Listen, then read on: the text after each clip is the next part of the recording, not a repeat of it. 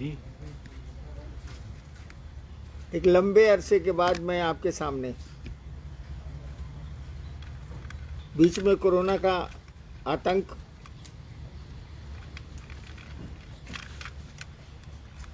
मन इस चिंता में पड़ा था कि पूरी दुनिया त्रस्त है, इसीलिए बात करने की इच्छा भी नहीं हुई।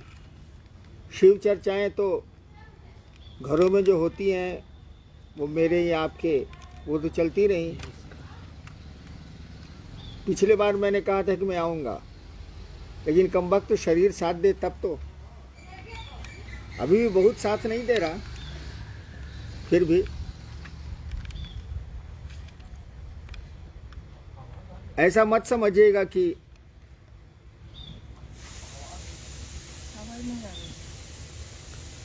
एकदम नहीं आ रही है।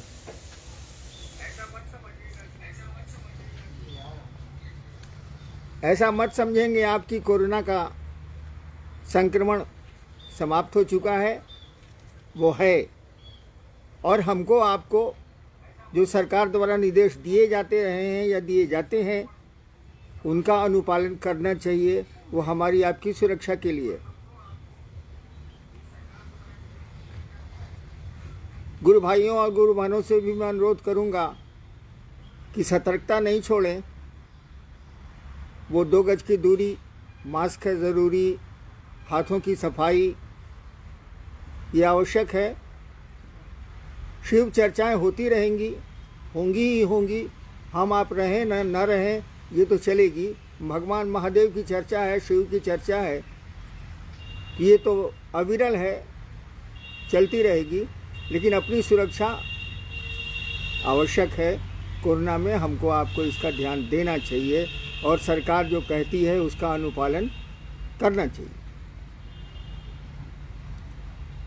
क्षेत्रों से कुछ जिज्ञासाएं आई थी पिछले सप्ताह ही, जो मैं नहीं आ पाया। फिर कुछ आई हैं। मैं देखता हूं कि क्या जिज्ञासा आई है, मैंने देखा नहीं है।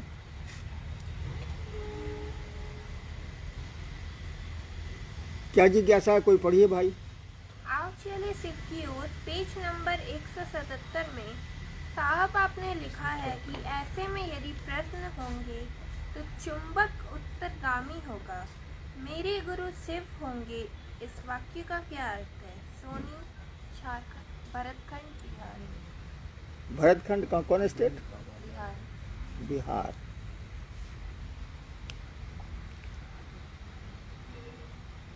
एक पुस्तक जो आई है, आओ चलें शिव की ओर, उससे सवाल आया है।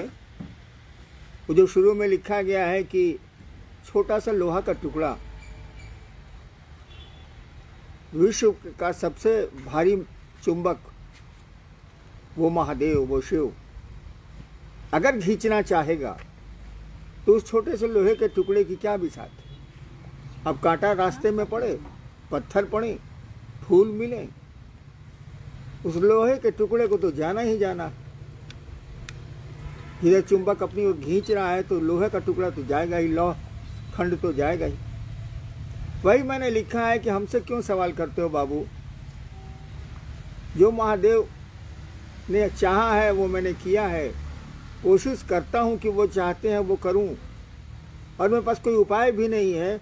वो चुंबक जब खींच रहा है, और दुनिया का सबसे स्ट्रॉन्गेस्ट मैग्नेट है, सबसे मजबूत चुंबक है, तो एक मामूली सा लोहे का टुकड़ा, एक जीव, एक शिष्य क्या कर पाएगा, क्या कर सकता है। तो सवाल हमसे क्यों करते हो बाबू। अगर सवाल करना है तो चुंबक से करो, जो शिव रूपी चुंबक है शिव से करो। हमसे क्या करते हो, हम क्या जवाब देंगे। कोई अपने मन से, मैं बचपन से आज तक तो चला नहीं हूँ, किसी ने चला दिया तो मैं क्या करूँ। नेक्स्ट। जब 3 सूत्र आपके अनुभव और घटनाओं पर आधारित है तो नमः शिवाय से 108 बार प्रणाम की विधा अलग से क्यों करें? क्या स्वास्थ्य से प्रणाम और मानसिक नमन के परिणाम अलग अलग हैं? सवाल ही अटपटा है। जब 3 सूत्र आए हैं, मेरे द्वारा निरूपित हैं, तो उसी में ना तीसरा सूत्र है नमः शिवाय से अपने गुरु को प्रणाम करना। अलग से कहाँ है? ये जो सवाल है कि नमः शिवाय अलग से करना है, अलग से क्यों करना? उसी का खंड है, वो तीसरा सूत्र वही है। हाँ, आपका चर्चा करने को बहुत मन करता है, इसीलिए लगता है कि नमः शिवाय फालतू है, दया मांगना फालतू है। चर्चा करने में मन लगता है, उसमें मन की तुष्टि होती है, उसमें लगता है कि दूसरे बेवकूफ़ हैं, हम आप होशियार हैं, तभी ना हम समझा रहे। इसीलिए लगता है कि नमः शिवाय बेकार है, वो अलग से दिया हुआ जीना। वो तीनों सूत्रों में तीसरा सूत्र नमः शिवाय से अपने गुरु को प्रणाम करना है। और जो अपने गुरु को प्रणाम नहीं कर सकता वह शिव का शिष्य हो ही नहीं सकता। जो अपने पिता और माँ को प्रणाम नहीं कर सकता वह पुत्र कहलाने का अधिकार भारतीय संस्कारों में नहीं है उसको। और जहाँ तक मानसिक प्रणाम यानी माला पर प्रणाम जिसको आप कह रहे हैं, और श्वास पर प्रणाम, दोनों में थोड़ा अंतर है। माला पे अगर प्रणाम कर रहे हैं तो उसकी गिनती तय है, वो 108 बार ही होगा, माला 108 की दानों की होती है। श्वास पर गिनती नहीं है, वहाँ गिनती नहीं की जाती है। सांस आती है तो नमः जाता है, और सांस निकलती है तो शिवाय जाता है। और ये प्रणाम शिव गुरु को स्मरण करके किया जाता है। कहीं भी किया जा सकता है, खेत में भी काम करते किया जा सकता है, भोजन करते भी किया जा सकता है, नहाते भी किया जा सकता है, कहीं भी किया जा सकता है। लेकिन माला पे जब तो खेत में खुरपी चलाते नहीं हो सकता। नेक्स्ट। नमः शिवाय से प्रणाम करते समय महादेव की तस्वीर जिस पर ध्यान करते हैं वह गायब हो जाती है, तो भाव प्रणाम कैसे करें? महादेव की तस्वीर जब उनको प्रणाम करते हैं तो गायब हो जाती है। गायब महादेव की तस्वीर नहीं गायब होती है बाबू, हमारा आपका मन वहाँ से हट जाता है। उनकी तस्वीर कहाँ गायब होगी, वो तो कण कण में। और आप जो कल्पना किए हुए हैं शिव की तस्वीर की, वो आपकी कल्पना ही दूसरी जगह चली जाती है, वहाँ ठहरती ही नहीं। और हम लोगों ने ध्यान करने को कहा भी नहीं। हम लोगों ने कहा कि अपने शिव को याद करिए और आप उनको प्रणाम कीजिए। भाव से प्रणाम का मन नहीं हुआ, दिल उनको प्रणाम करे, दिमाग नहीं, बोली नहीं, मुंह नहीं।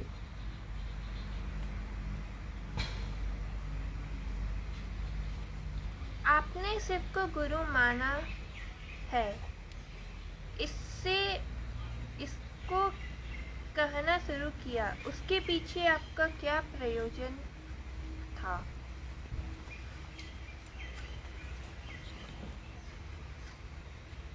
एक सवाल आया है, एक जिज्ञासा आई है। मैंने शिव को गुरु माना और कहना शुरू किया कि शिव को आप भी अपना गुरु बनाएं। इसके पीछे आपका क्या प्रयोजन था या है? देखिए, मैं अध्यात्म के क्षेत्र में बचपन से ही लगा रहा। तरह तरह के अघोरी, तरह तरह के तांत्रिक, तरह तरह के गुरु, योग की साधना भी की, स्मशान की भी साधना की, लेकिन मेरे मन लायक हासिल कुछ नहीं हुआ। मेरा मन क्या चाहता था ये हमको भी नहीं पता। बहुत सारी आकांक्षाएं, इच्छाएं आपके मन को भी पता नहीं होती हैं, जो काल क्रम में आती हैं।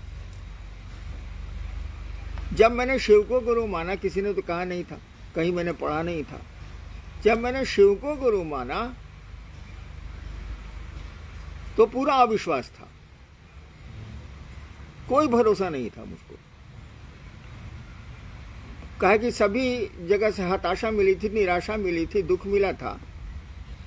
तो हमको लगा कि शिव तो शरीर में है नहीं, वो बोलेंगे भी नहीं, तो वहां तो कोई उम्मीद है ही नहीं। लेकिन धीरे धीरे शिव को गुरु मानने के बाद धीरे धीरे जो परिणाम आने शुरू हुए, 6 साल बीता। 74 में, 1974 में, 74 में मैंने शिव को गुरु माना और आया 1980 का साल। मैंने इक्का दुक्का लोगों को कहना शुरू किया। पहले तो कहना शुरू किया कि नमः शिवाय से करिए,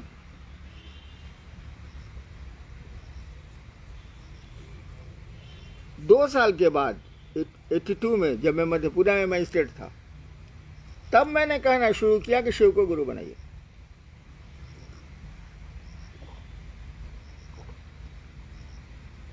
मैंने कहा कि शिव को गुरु बनाने की जरूरत नहीं, वो तो गुरु है। अपना गुरु बनाइए, यानी आप शिष्य बनिए। बड़ी कठिनाई हुई, बहुत परेशानियां हुई, लेकिन मैं बढ़ता गया। उन परेशानियों, उन तलखियों, उन व्यंग्य शब्दों के बावजूद मुझको लगा कि शिव कमाल के गुरु, जो शरीरधारी गुरुओं से भी ज्यादा नजदीक हैं, ज्यादा बढ़िया से समझा सकते हैं। वो मध्य रात्रि को भी समझा सकते हैं, बिछौने पर भी समझा सकते हैं, कहीं भी समझा सकते हैं। केवल आपको शिष्य बनने का भाव देना होगा। मुझको लगा कि ये कमाल के गुरु, क्यों नहीं लोगों के दिल में शिव को बसाया जाए। और उसी सिलसिले में अब तक मैं काम कर रहा हूं कि लोगों की धड़कनों में शिव बसे, वो गुरु बसे, ताकि उनका जीवन भी सुंदर हो जाए, सुखमय हो जाए, शिवमय हो जाए। उनकी भी इच्छाएं, आकांक्षाएं या उनका जो व्यवहार है वो थोड़ा शिव के अनुरूप लगे। ऐसा नहीं कि वो एकदम स्वार्थ में जी रहे हैं, किसी से कोई मतलब नहीं है, पड़ोसी बीमार है तब भी आप चैन से हैं, ये छूटे। क्या शिव तो सर्वहित में काम करता है, वो तो सर्वमय है, इसीलिए सर्वहित में काम करता है। मैंने इस काम को शुरू किया। धीरे धीरे संख्या बढ़ती गई और जैसे जैसे बढ़ी, मैंने देखा कि लोग शिव से नहीं जोड़ रहे हैं। शिव चर्चाएं जरूर कर रहे हैं, खूब कर रहे हैं। शिव चर्चा रोक दी गई है अभी कोरोना में, तो लगता है कि मैं अकेले में मिल जाऊं तो ये लोग मुझको मारेंगे कि काहे रोक दिया आप। एक आदमी ने तो मुझको सासाराम से फोन किया कि आप होते कौन है शिव चर्चा रोकने वाले। यानी कहने का मानी चर्चा का ये आकर्षण। अगर कहीं चर्चा है और मैं कैंसिल कर दूं उसको तो बहुत बवाल होता है। बहुत प्रिय प्रिय मेरे लोग अब मुझको अप्रिय नजरों से देखते हैं। यानी चर्चा का आकर्षण बहुत है, क्योंकि उससे सम्मान भी लोगों को मिलता है, सुविधा चाहे तो सुविधा भी मिलती है, अयासी चाहे तो भीड़ है तो पैसे भी मिलते हैं। और धीरे धीरे महादेव का महत्व घटने लगा, करीब करीब घट चुका है। कुछ ही लोग बचे हैं जो शिव से लोगों को जोड़ रहे हैं। अमूमन लोग जो 20 साल 25 साल से हैं, अमूमन वे लोग अपने से लोगों को जोड़ रहे हैं ताकि उनका क्षेत्र बढ़े, उनका वर्चस्व बढ़े, उनको सुविधाएं मिल पाए, उनको सम्मान मिल पाए। बाकी बाकी बाकी जो आप समझते हैं समझिए। अपने गुरु तो मेरे लिए बहुत दुख का कारण था है ये कि हम काम शुरू किया था शिव से लोगों को जोड़ने के लिए, शिव लोगों के दिल में धड़के, ये सोच के मैंने काम शुरू किया था। और ये हो क्या रहा है, जो है सो अपनी डफली अपना राग गा रहा है। बहुत क्षेत्रों में देखिएगा उस आदमी से बिना पूछे उसके क्षेत्र में आप जा नहीं सकते, क्या उसका राज चलता है, उसका वर्चस्व चलता है, उसका कंट्रोल चलता है। क्या शिव शिष्य के ये लक्षण है? क्या शिव ऐसा ही करते हैं? वो तो नहीं करते।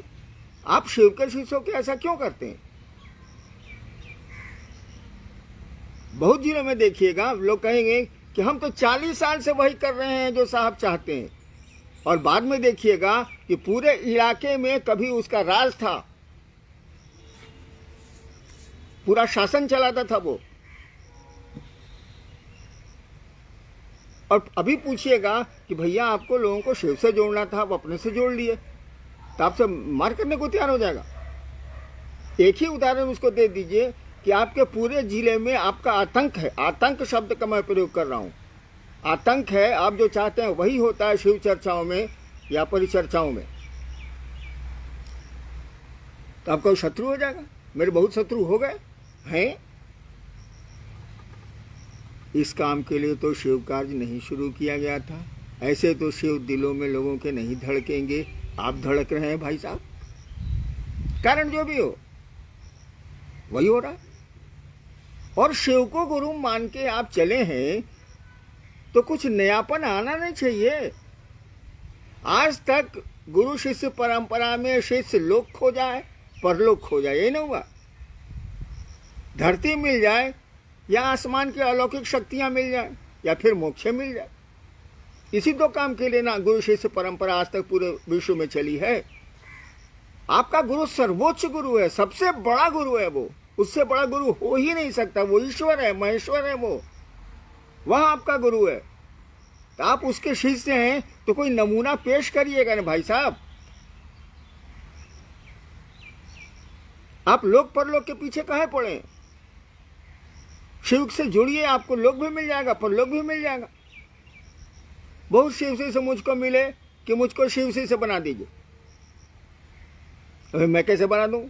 गुरु है शिव, शिष्य बनेंगे आप, मैं बीच में कहा हूं? लेकिन इसके पीछे उसकी मंशा क्या थी? वो सोचता क्या है? वो सोचता है कि शिव से बनेंगे, कुछ अलौकिक शक्तियाँ आएंगी और मेरा सम्मान बढ़ेगा। अभी तो 500-600 रुपया लोगों से लेते हैं, अब 5,000, 10,000, 20,000 लेंगे, यही मंशा है। तो लोग तो आपसे छूटा ही नहीं, ये धरती तो आपसे छूटी ही नहीं। शिव के शिष्य हैं आप, तो शिव को दो लोगों के दिल में धड़काइए ना, उस महादेव को धड़काइए ना, जो आदिकाल अनादिकाल से ईश्वर बना हुआ है, जिसके घर घर में पूजा होती है, वो करिए ना। तो ये जो सवाल है कि हमने जिस प्रयोजन से महादेव का काम शुरू किया था, वो प्रयोजन नहीं है अब। कुछ लोगों को छोड़ के, कुछ लोग अभी भी हैं, मैं इसको स्वीकार करता हूँ और उनको प्रणाम करता हूँ, वो हैं, उनको भी, जो चले गए उनको भी। लेकिन ऐसे लोग ज्यादा हैं जो चर्चाओं को ही शिव समझ लिए। शिव चर्चाएं ही शिव हो गई हैं और शिव की कोई कीमत इनके पास नहीं है, चर्चाओं की कीमत है। अभी चर्चाएं रोकी हुई हैं, मामूली क्रोध है लोगों को, तो रास्ता निकाल लिया इन लोगों ने। क्या कॉन्फ्रेंस करेंगे? मुंबई पर जो कॉन्फ्रेंस होता है, मुझको तो आता नहीं है।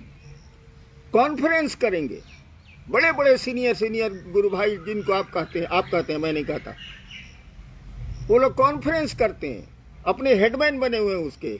दे मॉनिटर दी कॉन्फ्रेंस। क्या इसका मानिए? हमको समझाइए तो। आप अपने ज्ञान का अहंकार दूसरों पर थोप रहे हैं। आप समझ रहे हैं कि आप बहुत ज्ञानी हैं, इसीलिए 20, 50, 100 को जुटा लेते हैं आप कॉन्फ्रेंस पर। वो दीवाना है चर्चा का, तो आपको मौका मिल जाता है और आप उसको जोड़ते हैं कॉन्फ्रेंस में, टाइम फिक्स किए हुए। मैं इसका विरोध नहीं करता, लेकिन अगर आप जिज्ञासा वाले मन से कॉन्फ्रेंस कर रहे हैं तो करिए, लेकिन आप तो अपना ज्ञान उड़ेरने के ख्याल से करते हैं। किसी कॉन्फ्रेंस में किसी अच्छे गुरु भाई को भेज दीजिए, उसका जो हेडमैन है उसको गाली दे देगा, क्या वो सही बात बोलेगा? हेडमैन को बुरा लगेगा कि मेरे 25 आदमी के सामने हमको बेइज्जत किया ही। यही तो हो रहा। कॉन्फ्रेंस हो रहा है कि मजाक हो रहा, अपने ज्ञान का प्रकटीकरण हो रहा। अरे शिव जो दया के अक्षर स्रोत हैं, वहां लोगों को नहीं प्रेरित कर रहे हैं आप, वहां लोग नहीं जा रहे हैं, शिव से नहीं जुड़ रहे हैं, ज्ञान से जुड़ रहे हैं। ज्ञान हमेशा खतरनाक होता है। कहा जाता है कि ज्ञान के कांटे से अज्ञान को निकाला जाता है और फिर दोनों कांटे फेंक दिए जाते हैं, ज्ञान का कांटा भी गड़ता है। इस सवाल पर मैंने थोड़ा सा कड़ा बोल दिया, माफ़ी चाहता हूँ, क्योंकि अब तो मैं मरने वाला हूँ। आप गुस्सा करके भी हमको ज़्यादा क्या कर सकते हैं? मरने वाले को फिर तो मारिएगा नहीं, लेकिन मैं बोलूँगा जरूर, मैं कहूँगा जरूर। और महादेव की दया हुई तो कुछ अच्छे लोगों में शिव व्यक्त होंगे, तब क्या कीजिएगा? अभी तो मैं अकेला हूँ, लेकिन अकेला रहूँगा नहीं मैं। जो लोग आएंगे और आपको कहेंगे कि आप गलत कर रहे हैं, अपने ज्ञान का प्रकटीकरण कर रहे हैं, अपने ज्ञान के अहंकार का प्रदर्शन कर रहे हैं आप, वो कॉन्फ्रेंस में करें या चर्चा में करें आप, और कुछ नहीं है ये। चलिए और सवाल है। अपने गुरु के प्रति कृतज्ञता शामिल करने से क्या तीनों सूत्र सहायक हैं? एक सवाल आया है कि क्या अपने गुरु के प्रति कृतज्ञता, यानी गुरु दक्षिणा का मानी होता है कृतज्ञता गुरु के प्रति, कृतज्ञता प्रदर्शित करने में ये तीनों सूत्र सहायक हैं? देखिए, तीनों सूत्र अगर अपने लिए किए जा रहे हैं तो ये कृतज्ञता नहीं है। जैसे मैं कर रहा हूं, मेरा बच्चा बीमार है, गलत नहीं है, इसको गलत नहीं समझिएगा। मेरा परिवार में कोई आदमी अस्वस्थ है, मैं महादेव से दया मांग रहा हूं, ये गलत नहीं है।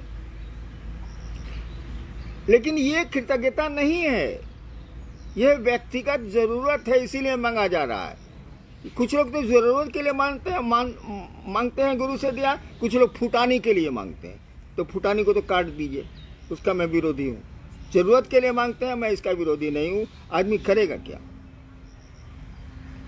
अगर अपने लिए मांगा जा रहा है, तीनों सूत्र किया जा रहा है, तो ये कृतज्ञता नहीं, ये गुरु दक्षिणा नहीं। अगर शिव के लिए तीनों सूत्र किए जा रहे हैं तो ये गुरु दक्षिणा। महादेव लोगों के दिलों में धड़के, महादेव की ऐसी दया हो कि लोगों के दिल में शिव बसे। क्या कि अभी शिव दिलों में बसे नहीं, हमारे आपके नहीं बसे हैं, तो बेचारी जनता क्या करेगी? वो दिलों में बसे, तब ये गुरु दक्षिणा, तब ये कृतज्ञता है। अगर शिव के लिए आप तीनों सूत्र कर रहे हैं, उनके लिए दया मांग रहे हैं, यानी आप भी शिव से जुड़िएगा, दूसरों को जोड़िएगा, उनके लिए कर रहे हैं। शिव से कोई जुड़ेगा तो शिव के लिए जुड़ेगा। गुरु चर्चा कर रहे हैं इसीलिए कोई शिव से जुड़े। नमः शिवाय कर रहे हैं कि गुरु को प्रणाम हो, आप पर दया मिले, सब पर दया मिले, और लोग शिव से जुड़े, शिव से जुड़े। शिव के लिए अगर तीनों सूत्र हो रहे हैं, ये कृतज्ञता, ये गुरु दक्षिणा है। लेकिन जब तक लोक के लिए और परलोक के लिए तीनों सूत्र किए जा रहे हैं, आध्यात्मिक शक्तियां मिल जाए, मुझको मोक्ष मिल जाए, अर्थ धर्म काम मोक्ष मिल जाए, अगर तीनों इसके लिए अगर शिव चर्चाएं हो रही हैं, लोक और परलोक के लिए अगर हो रही हैं, तो वो कृतज्ञता नहीं है। अगर शिव के लिए हो रही है, उस महादेव के लिए हो रही है, तो ये कृतज्ञता है। लोक परलोक के लिए अगर की जा रही है शिव चर्चाएं, तो ये तीनों सूत्र, तो ये कृतज्ञता नहीं है, ये गुरु दक्षिणा नहीं। खत्म खत्म। बोलिए बोलिए। तीन सूत्र गुरु दया से उपलब्धि की विधि है, कैसे? तीन सूत्र जो हैं वो गुरु दया से ही वो उपलब्धि की विधि है। गुरु दया नहीं रहेगी तो उपलब्धि की विधि नहीं है। तीनों सूत्र गुरु दया से उपलब्धि की विधि है। यानी अगर तीनों सूत्र से आप उपलब्ध करना चाहते हैं, शिव की ओर, शिव की अध्यात्म में आगे बढ़ना चाहते हैं, तो इसके लिए तीनों सूत्र में गुरु की दया अपरिहार्य है, अनिवार्य है। बिना गुरु की दया के नहीं होगा, और आज तक नहीं हुआ, और आज तक नहीं हुआ।